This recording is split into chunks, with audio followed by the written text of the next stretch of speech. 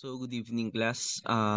Ito na yung second topic for aircraft design 1 for final speed period, which is weight estimations, including weight and balance. And yung topic dito is yung weight and balance computation and the weight and balance extreme conditions, which are the most forward and the rearward safety position. So, alam naman natin na sa weight and balance, so ang most forward CG. So sa most forward CG kasi, um, and rearward CG position, ito yung mga accepted na range pa kung saan located si CG. But extreme caution is needed when ganun yung loading na mangyayari. So hangga't maaari, dapat pasok siya sa within limits. Technically, pasok tong dalawa, to most forward and rearward CG. Pero mas accepted na sana as close as possible sa gitna siya ng mismong CG. So, proceed tayo dito. Ito yung example from Korean Air Cargo. So, technically, lahat ng mga weights na iloload sa isang aircraft is computed na yan. Let's say ito. Kung meron kang aircraft dito, lahat ng loads niyan taken into account na. Therefore, lahat ng weights na to is pasok na. Ang problema is saan mo siya iloload. Doon ba sa front compartment or doon sa rear compartment? Hindi siya pwedeng ilagay na lang basta-basta. Kahit na mag-fit siya doon. Sinusukat pa kasi yung weight niyan. And dapat, hindi lang yan sa longitudinal balance. Kahit sa butt line nito.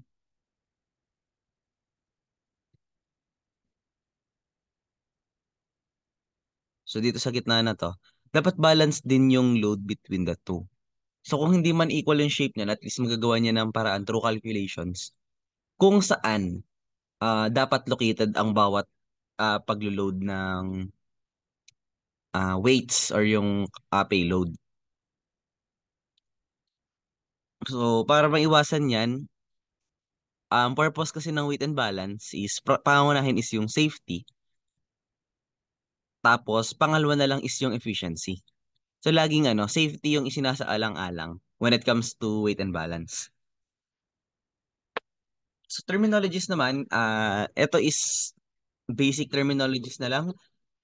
Uh, nabigyan naman na to before. So, standard empty weight is andun yung airframe, engines, and all items of operating equipment that have fixed location and permanently installed. So, kasama dun yung ballast, hydraulic fluid, unusable oil, and full engine oil. Including yung ballast Kasi yung ballast is kahit na hindi siya payload, kahit na hindi siya located doon, um, tawag dito, kahit na hindi naman siya permanently installed, di ba minsan tinatanggal siya? Ballast kasi is used for stability. Hindi siya payload or kumikita. Hindi siya yung not only kumikita but gumagamit ng resources. Dead weight nga siya kung tutuusin. Pero it is needed for stability.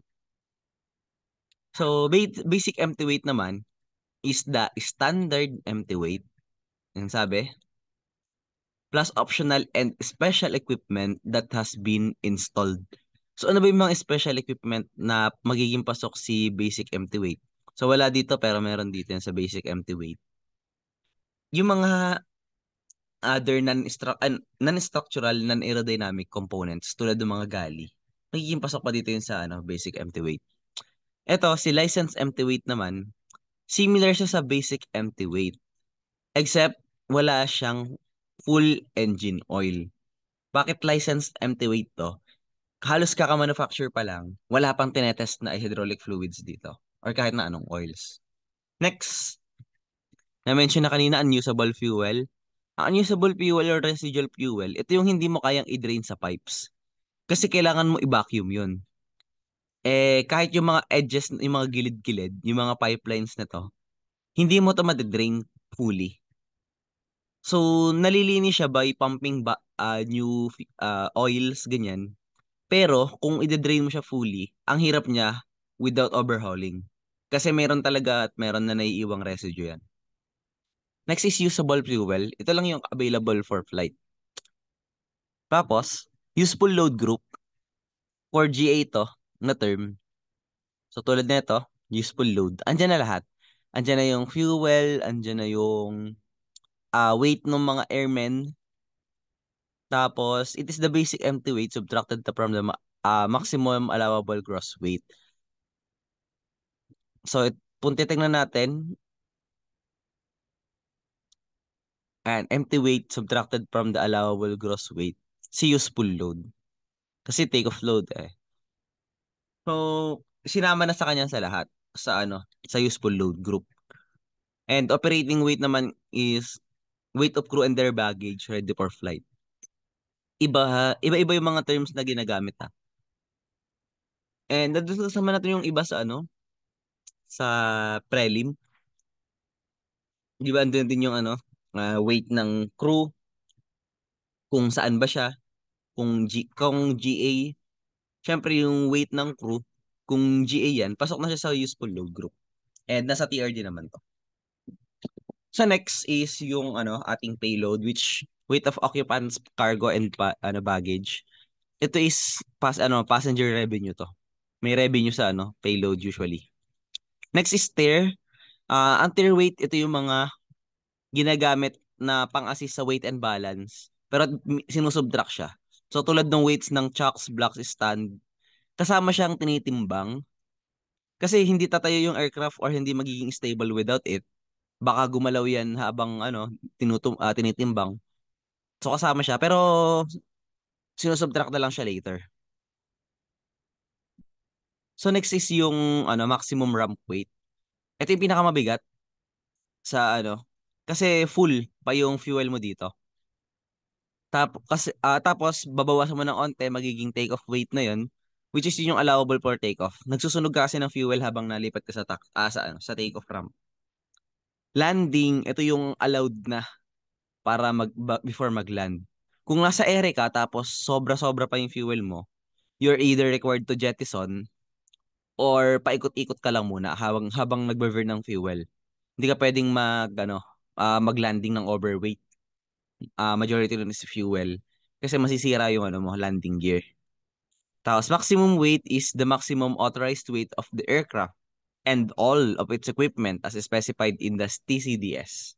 Maximum weight. So bigat talaga mismo ng as in lahat na yan, lahat-lahat na.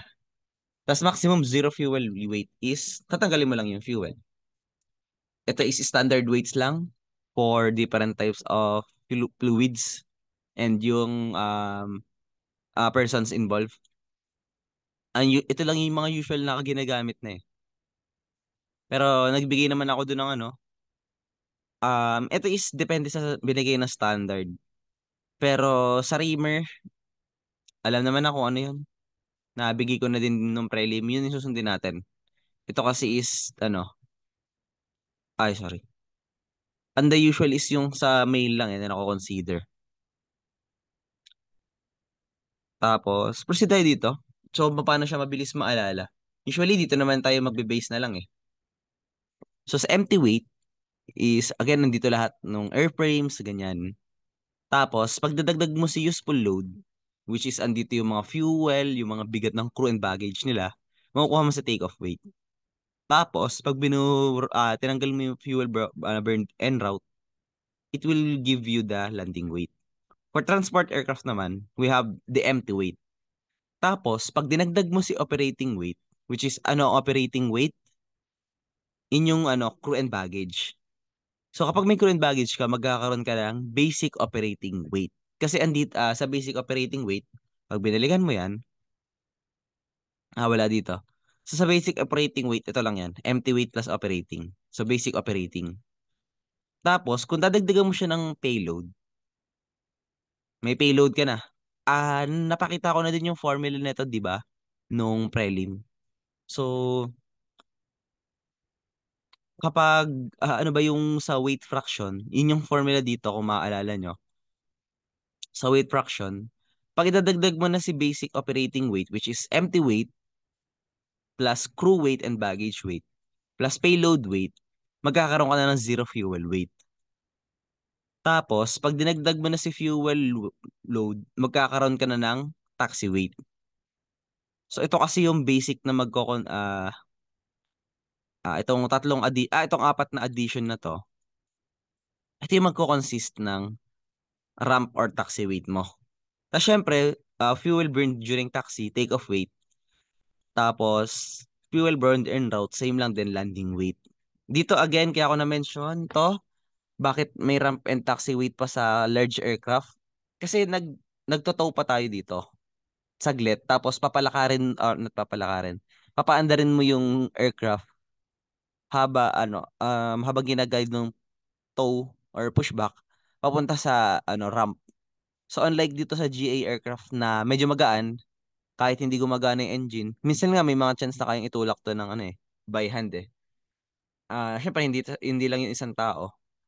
So ayun, kaya ito yung tatandaan nyo para makakompute nyo lahat. So next naman is sa aircraft loading aspects, which are the problems occurring in typical weight unbalance scenarios. One of three categories to. The aircraft is either loaded over its maximum weight, the CG is too far forward, or the CG is too far off. So ito yung mga important concepts muna before tayo mag-proceed sa solving. So first is the overloaded aircraft.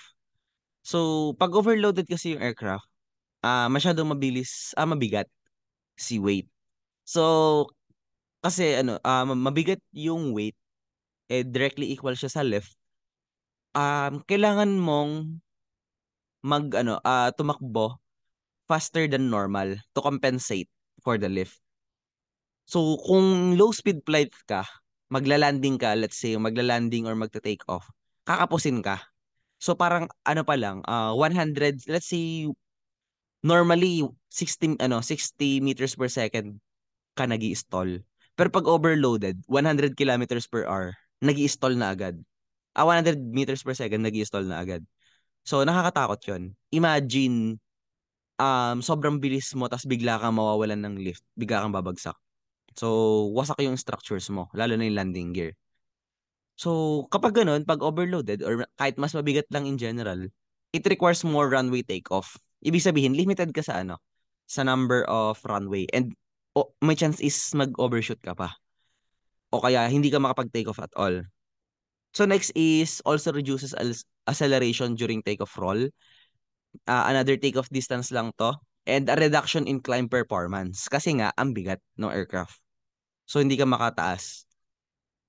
And may cause aircraft to become unstable and difficult to fly. If it will fly at all, baka kasi mahirapan ka na lumipad pa lang. Dun pa lang. So, iniiwasan na tong overloaded aircraft. Next naman is yung CG too far forward, which is yung nose heavy. So, too much nose heavy to. Ang problem dito is longer takeoff distance and higher stalling speed. Tapos, kung masyadong kung masyado kang nose heavy, yung elevator effectiveness mo will be insufficient kasi masyadong malayo yung masyadong malayo yung moment arm niya. So unlike dito sa and elevator's effectiveness to typically kaya mo naman to si elevator, 'di ba malayo siya? Mahaba yung moment arm mo. Mas kaya mo siyang kontrolin. The problem is mahihirapan ka mag-lift ng nose. And kung malilift mo man, masyado siyang malikot kasi nga ang haba ng moment arm. Konting pitik mo lang ng controls, medyo shaky na siya. Ganun yung feel dito. So, ang tinutukoy dito na insufficiency to lift the nose, o elevator effectiveness, ang tinutukoy hindi sinabi na hindi gagana sa elevator. Gagana sa elevator. Actually, mas malakas nga yung paggana niya. Pero, mahirap i-lift si nose. Kasi, ang bigat is nasa dulo. Imagine meron kang hawak na rod, tapos meron siyang weight sa dulo. Parang ganun, isi-simulate mo siya. Tapos hawakan mo yung elevator, tapos may stick ka. Mas mabigat to. Ang hirap niya iangat. Pero sa other motions, okay naman siya. Okay naman. Again, pag forward, nose heavy siya. Tapos, medyo mabilis yung stalling speed. And yung elevator mo is gumagana, pero shaky siya. Masyado kasing mahaba yung moment arm mo. Konting changes lang, malikot na agad. Tapos, hirap kang ilagay siya sa nose up. Kasi nga, masyadong malayo to provide. Kasi itong yung ano mo, yung elevator mo, meron yan limited amount lang of angle of attack na kaya i-provide. So, kung naiikot siya, 360, why not? Baka kayanin niya. Pero there's a limit lang sa design na to. So, next naman is yung sa CG too far off.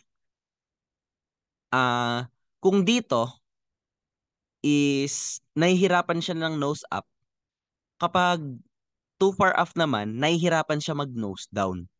So, ito yung sinasabi ko na mas delikado, si CG too far off. Kasi, kung hindi ka makapag-nose down and tuloy-tuloy yung nose up mo, magi-stall ka inevitably. May hirapan ka sa stall or spin recovery. Kasi, 'di ba? Pag nag-increase ng angle of attack to, tapos kulang ka ng control sa sa iyong elevator, magtutuloy-tuloy na magi-increase yung angle of attack, which leads to flow separation, which is stall. Ganun yung mangyayari. So dito sa ating dito sa ating CG2 far up, very unstable na to sa pitch regardless of speed. So kung kanina is sa lang, sa higher stalling speeds, sobrang hirap na dito sa kahit gaano kabilis yan. Kaya nga mas acceptable pa in certain cases tong CG sa forward CG kaysa sa off CG.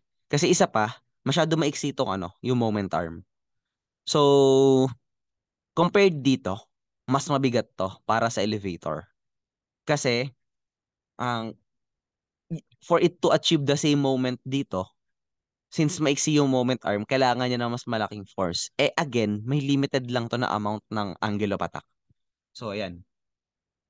So eto, effect naman ng fuel sa swept wing aircraft, which is common sa not general aviation, sa airlines. So swept-wing airlines are more critical due to fuel imbalance because as the fuel is used from the outboard tanks, the CG shifts forward. As fuel is used from the inboard tank, the CG shifts aft. For this reason, fuel use scheduling in swept-wing airplanes is critical. The usual is yung outboard fuel tanks yung ginagamit muna before inward. So inboard. Ano yung reason for that? So ito yung inboard, ito yung outboard. So kung outboard fuel tank muna yung gagamitin natin, ang mangyayari dito, pag binilikan mo sa drawing, ay sa picture, ang may iwan is ito, inboard. So meron tayong two pros doon. One is, maiiwasan mo yung ah, rearward CG. So possibly, mag-move yung CG mo forward. So at least, mas okay siya compared dun sa ah, aft CG. Tapos ang another pros nito is yung weight mo is nako-compress na lang inward.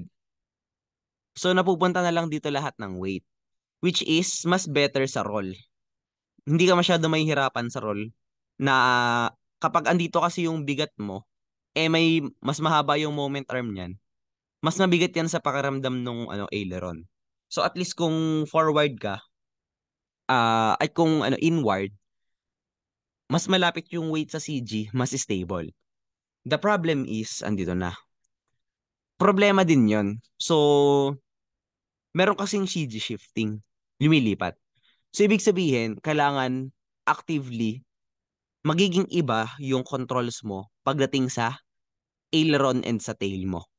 So, kailangan bantay ni pilot yon sa control. Pero, sa gantong klaseng system naman, hindi na siya masyado kasi this one is fly-by-wire system. yung mga gantong system na. So may pantansya siya ng naka-program na kung ano yung gagamitin na fuel, ini-schedule na lang yun. Nasa kung anong phase ng flight siya gagamitin. And medyo complex yung system na yun nasa aircraft systems. But the point is, kasama siya sa trim. So hands off flying. So nakakatulong yung fly-by-wire system into managing yung sa CG shifting niya. So next is ito, sa weight and balance, magkaiba yan sa ito is cargo aircraft to. Itong type na to, cargo aircraft. So ito yung normally dito nakalagay yung mga seats. Medyo madali mag-manage dito ng weight and balance. Mas mahirap siya dun sa mga nasa belly. Ito nasa belly to, belly ng aircraft to. So the usual is, ayan, dapat sinisecure yon kasi hindi siya pwede ma-disconnect habang binabiyahe. Kasi mag-shift yan. Masyadong sensitive ang aircraft sa changes ng weight.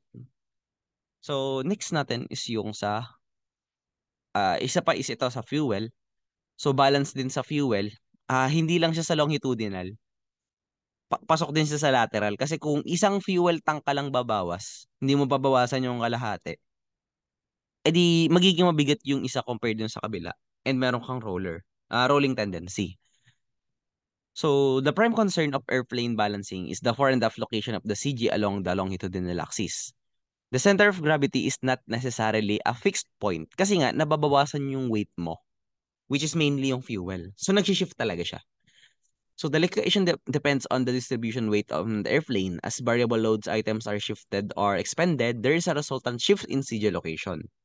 The pilot should realize that if the CG of an airplane is displaced too far forward on the longitudinal axis, a nose-heavy condition will result. Conversely, if too far aft naman, which it will result to tail-heavy condition.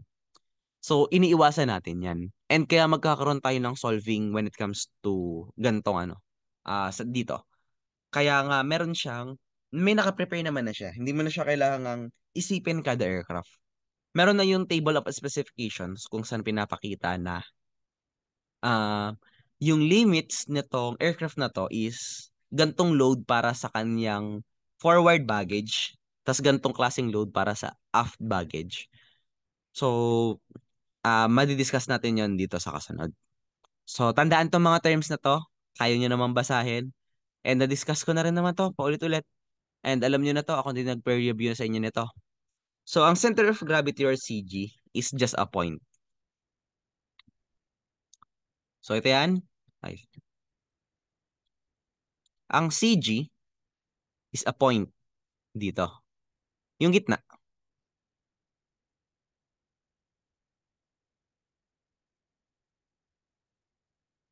Yan ang CG. Tapos, ang CG range, limits pala muna. This is the most forward and most aft. So, kung ito ang CG, ito ang forward CG. Ito naman ang aft CG.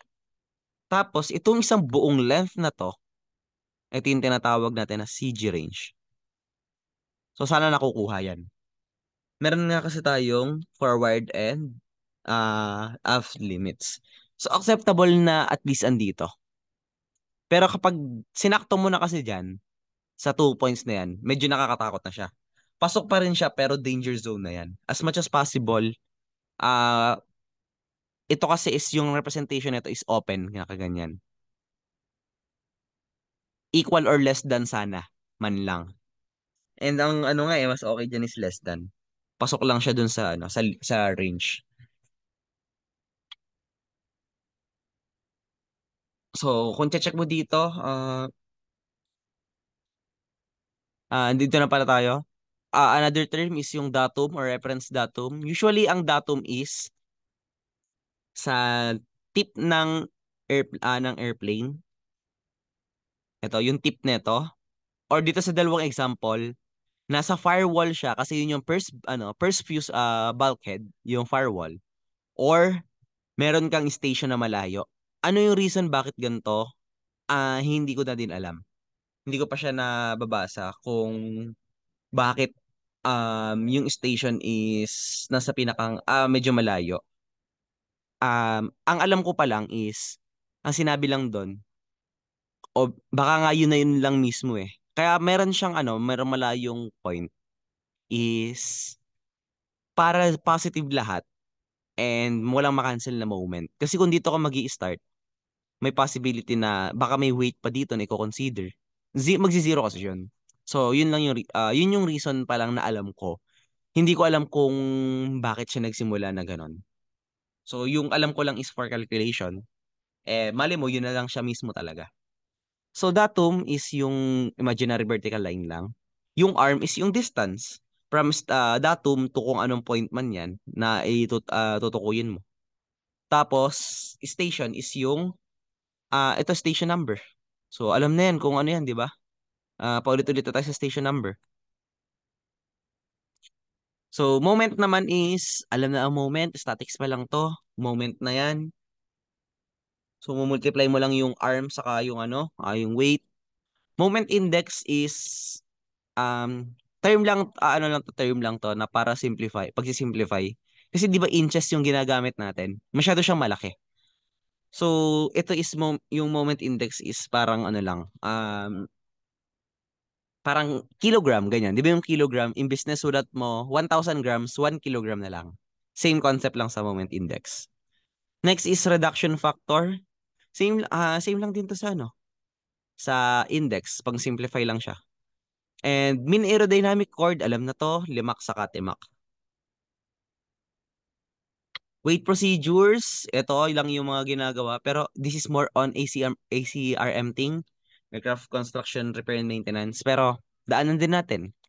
So, ang requirements doon, kung naging student ko kayo sa APM RISI, na-mention ko to, dapat sa close hanger yon. Or kahit kay Engineer Mesta sa noon last year or hindi ko alam yung isa pang instructor, um, dapat close hanger yon. Kasi yung mga forces ng wind, medyo malaki yung effect niyan sa sa mga aerodynamic surface lalo na sa wings. And possibly maka-affect siya sa pagwi-weigh mo, magkaroon ng inaccuracy. So next is the aircraft should be dry and cleaned inside out. Walang residue, walang kahit na anong dumi. Kahit sa laki ng aircraft na 'yan, makakaipon 'yan ng ng let's say 1 or 2 kilograms na dumi, debris.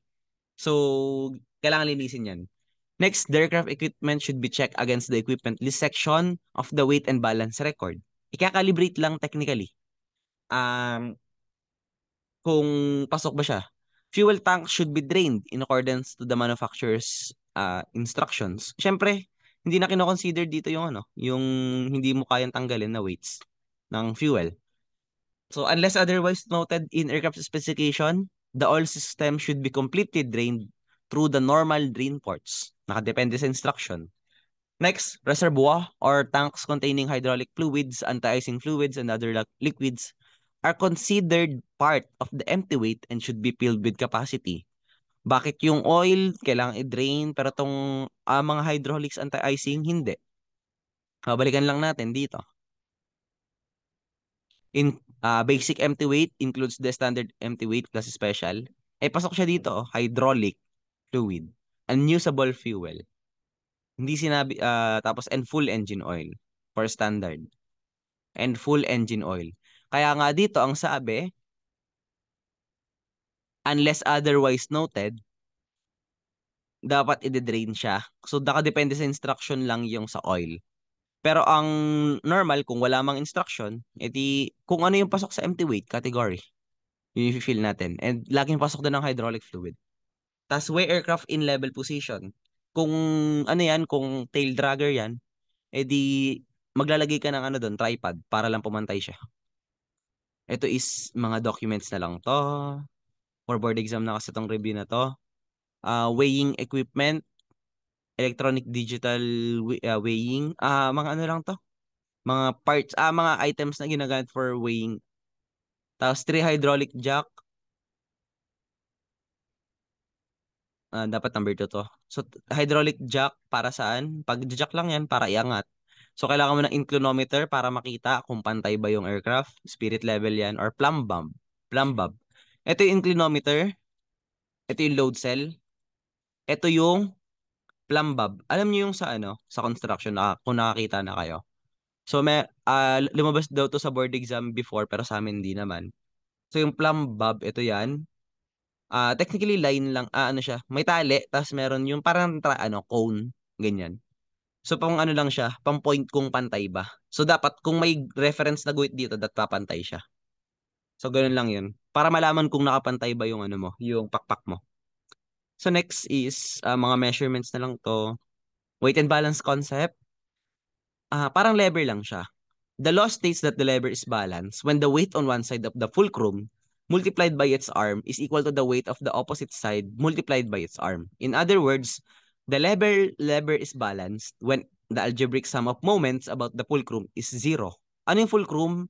Yun lang yung kung sa seesaw yung datum niya. Dito, nagkakaroon ng rotation ng moments. So dapat pala equal to. So if you have a 100 load dito sa arm A at 50 units away from there, inches yan. So negative 50 from datum. So kung dapat yung 200 uh, na load mo is 25 lang dito. So ang dapat mangyari is yung moment niya is zero for it to be balanced. Ito is yung concept lang Kasi matik yung moment natin sa sa aircraft. Hindi yan magzi-zero. Nakukuha naman siguro kung bakit. Kasi ang gusto natin mangyari, yung datum is andito lahat. Dapat positive lahat. So magiging positive lahat ng moments mo. Except pag magbabawas ka ng weight mamaya, which is madi-discuss later. Ito lang yung concept ng nung fulcrum for weight and balance. So dapat ganto kung magbabalance man tayo. So let's say hindi ko alam yung 25 ah hindi ko alam yung 25 inches. So kung meron akong fulcrum dito, tapos let's say meron akong load na mangula tayo ng bago, 100, ang distance niya ay 20. Tapos ang tanong, at what distance must the 150 kilogram load be loaded kung saan magiging sila balance. So, ang suggestion ko, lagi kayong gumamit ng table. Suggestion ko to, i-table nyo na lang palagi para mapabilis buhay nyo. And sa mapabilis solving nyo para mapadali ang solving nyo, mapadali ang buhay. So, next isa pa is para matrack ko nyo kung halimbawa may nagkamali kayong input, mabilis siya ma-check. So, next ang una is base tayo dito. So, ang lalagyan natin dito is yung item. Tapos dito is yung may weight arm. Saka may ano pa pala, kulang pa pala.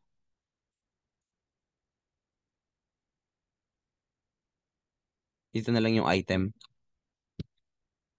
Item, meron kang weight, meron kang arm, meron kang moment.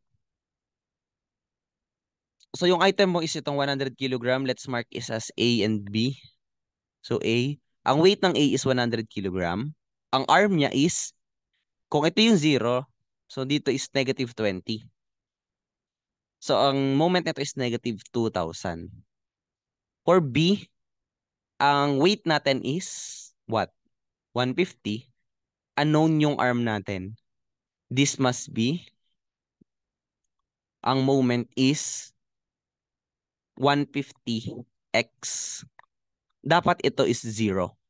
Yung moment natin for it to be balanced. Di ba sabi ganun? So maraming methods dito para i-solve. Pero start tayo dito. Ito yung, baka may ma-discover kayo na iba, pero tuturo ko sa inyo is kung ano yung tingin ko pinamadali. So, kung moment is 0, summation ng moment is equal to 0. Therefore, we compute is as negative 2,000 plus 150x is equal to 0. 150x is equal to 2,000. X is equal to, open tayo ng calculator, 2,000 over 150, 13.33. So, yun yung distance pala dapat. So, 13.33 meters for it to be balanced. So, ganun yung isang example ng solving. So, kung magbabalance lang. So, proceed tayo dun sa kasunod. So, it is kaya nyo nang basahin to. Ano lang naman to? For computation method.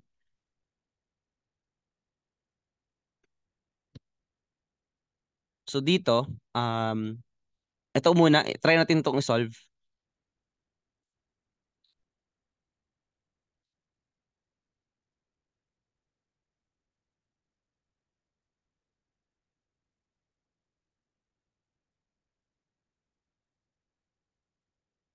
So, dito, ang pinapahanap dito sa una is yung CG.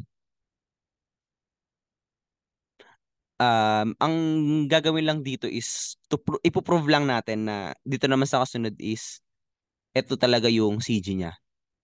So, ang sa CG is dapat may balance doon. And ito is ano pa lang CG determination pa lang to ng mga blocks pa lang. Hindi pa to yung actual na sa aircraft. Sa aircraft kasi wala ka na magagawang bargain dyan eh. Yun na yung CG nun mismo. Pero try natin dito. So, meron ka ditong um, meron kang weights na ito yung datum. Tapos may distance ka na 50. 50 yung sa weight A, which is 100 units. Tapos yung weight B is 100 units din, tas 90 din units yung distance niya. And sa weight C is 200. Tas 150 yung distance niya. So, bakit tayo nag-come up sa gantong sagot? Ito kasi is simply moment, summation of moment divide by summation of weight. So, anong formula ba yung CG na yan? CG is equal to summation of moment over summation of weight. Pero, para mas mabilis maintindihan, balik tayo dun sa mas madali.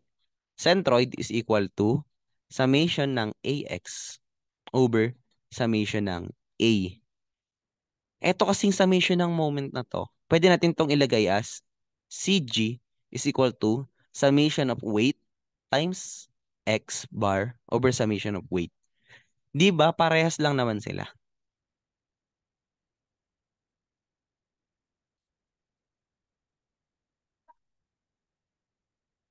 Parehas lang sila ng pagkakakonstruct.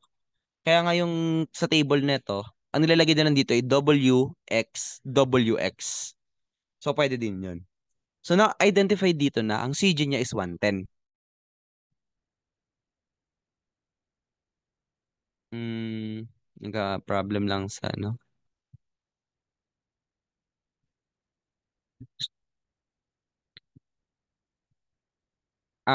Pick up where we left off. End ko muna siguro yung meeting, check ko kung na-record siya. Pero ito is for checking lang naman to. So, let's say meron ka ng new datum, 110 units daw, di ba?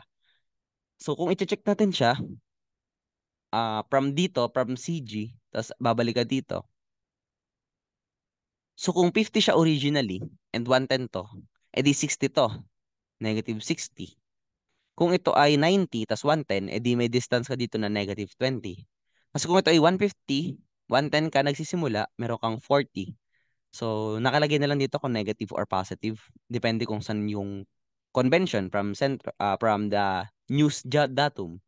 So, kung i-compute natin siya sa moment, dapat magzi-zero siya to confirm na tama yung CG mo. So, end ko pala muna yung meeting.